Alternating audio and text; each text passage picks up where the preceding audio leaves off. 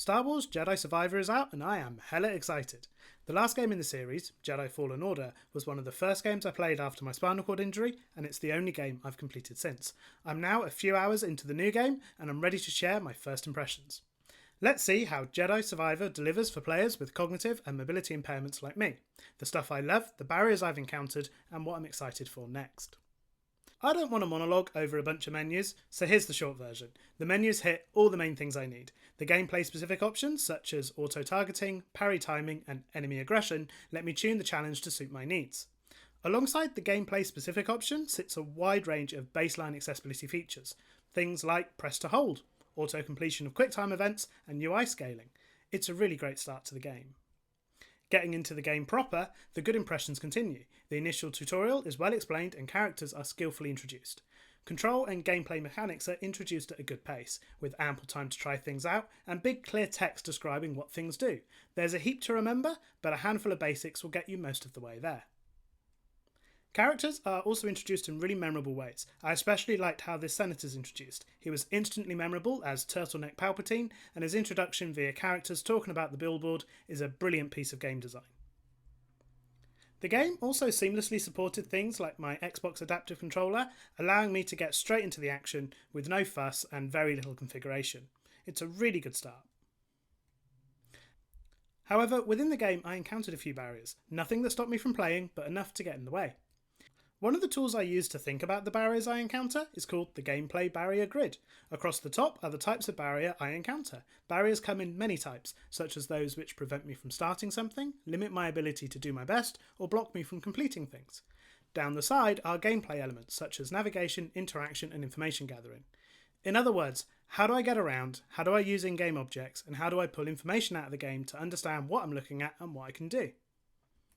The main barriers I faced related to information gathering, times when the game didn't communicate quite what I needed for a smooth adventure. Overall, the game does an excellent job of communicating the information I need visually. From the start, it establishes key visual patterns to let me know what surfaces can be climbed on and what ledges can be scaled. The first barrier I encountered related to this. A new climbable texture was introduced alongside a new gameplay mechanic, being able to run on walls and jump onto ledges. This caught me out as I didn't know the texture was climbable.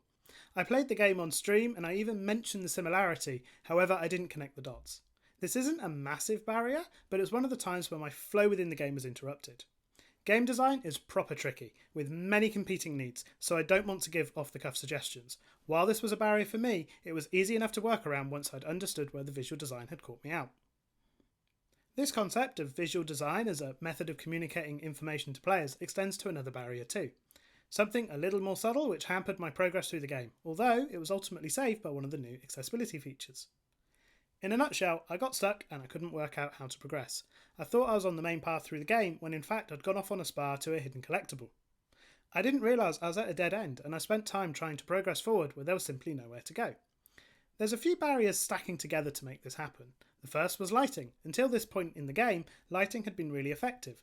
Bright lighting cues showed me places to go. For this platform, that was no longer true. For the first time, the brightly lit area just to the left of the scene was just decoration, which caused me no end of confusion. The second barrier, well, it's Star Wars and there's a lack of railings. A well-placed railing would have communicated the intent to me and I'd have been able to understand my error more swiftly. In the past, I could get stuck in a situation like this for a long time. I might resort to using an online guide or ask someone to help me work it out. However, with Jedi Survivor, there's a new feature designed specifically for this situation. It's called the Navigation Assist. Once I'd recognised I was stuck and neither me or the folks on my stream could work out what to do, I opened the minimap and I looked for the Navigation Assist icon. From there, I understood my mistake and I was able to find my way forward. My playtime is always limited, fatigue is never far away, so in-game assistance is key. The concept of using time well is where I encountered the third barrier.